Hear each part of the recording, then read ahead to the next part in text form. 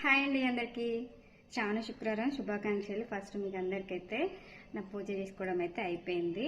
నేను పూజ చేసుకున్న ప్రతిసారి అయితే ఇంట్లో ధూపం వేసుకునే అలవాటు. ధూపం కోసం అయితే నిప్పులు తయారు చేసుకుంటాం కదా, ఆ నిప్పులు అయితే చాలా ఈజీ ప్రాసెస్లో తయారు చేసుకోవచ్చు. అది ఎలా అనేది ఇప్పుడు మీకు చూపిస్తాను. పూజ చేయడం అయిపోగానే ఖచ్చితంగా అయితే ఇల్లు మొత్తం నేను ధూపం వేస్తాను. చూపిస్తాను మీకు ఇప్పుడు ఇది ఎలా అంటే నిప్పులు ఎలా తయారు చేసుకోవాలి ఈజీగా అనేది.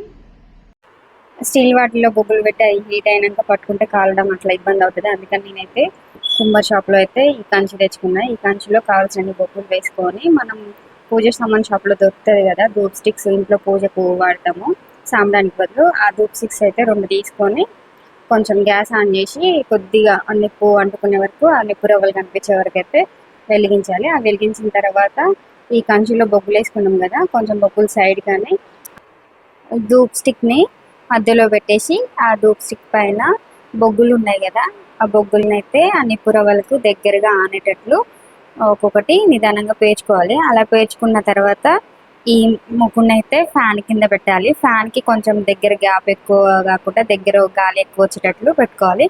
అలా పెట్టుకున్నాక ఒక 10 నిమిషాలు అయితే బొగ్గులు తయారవుతాయి. ఈ 10 నిమిషాల గ్యాప్లో పూజ గదిలో అయితే మొత్తం క్లీన్ చేసుకొని పూజకి అయితే రెడీ చేసుకుంటా. పూజకి రెడీ చేసుకొని పూజ స్టార్ట్ చేసే టైంకి బొగ్గులు అయితే రెడీ అవుతాయి. ఇంకా తర్వాత పూజ చేసుకొని ఇంట్లో ధూపం అయితే వేసుకుంటే చాలా ఈజీ, ఎక్కువ బర్డెన్ అయితే అనిపించదు. మీకు తెలిసిన వాళ్ళు ఎక్కువ పూజ చేసుకునే వాళ్ళు ఎవరైనా ఉంటే వాళ్ళకి ఈ వీడియో షేర్ చేయండి, బాగా యూజ్ అవుతుంది. అలాగే ఈ వీడియో మంచిగా అనిపిస్తే లైక్ చేయండి. Okay, bye.